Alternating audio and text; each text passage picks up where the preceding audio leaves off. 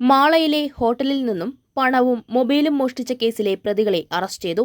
മാള പൂപ്പത്തി സ്വദേശിയായ അപ്പോഴംപറമ്പിൽ 22 വയസ്സുള്ള അനന്തകൃഷ്ണനെയും പ്രായപൂർത്തിയാകാത്ത ഒരാൺകുട്ടിയെയുമാണ് പിടികൂടിയത്. Krishna jewellery, golden diamonds, Chalakudy. Ananthakrishnan മുൻപും മാളയിലും പരിസര പ്രദേശങ്ങളിലും നടന്ന മോഷണങ്ങളിൽ ജയിൽ ശിക്ഷ അനുഭവിച്ചയാളാണെന്ന് പോലീസ് പറഞ്ഞു. മാള കടവോരം റെസ്റ്റോറന്റിൽ കഴിഞ്ഞ ദിവസം വെളുപ്പിനാണ് മോഷണം നടന്നത്.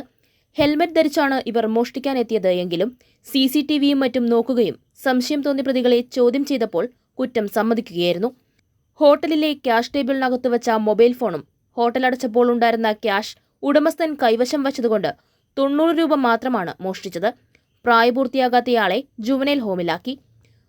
മാള SHO സജിൻ ശശിയുടെ നേതൃത്വത്തിൽ dance of sub inspector P. Jayakrishnan, Mala sub ഇൻസ്പെക്ടർമാരായ Sreeni KK, Sivan KB, ASI Najeeb PB, senior CPOമാരായ സൂരജ് വി ദേവ്, CPOമാരായ KJ Shindo, EG Jijil, special branch ഉദ്യോഗസ്ഥൻ വിനു CD എന്നിവരാണ് അന്വേഷണ സംഘത്തിൽ ഉണ്ടായിരുന്നത്.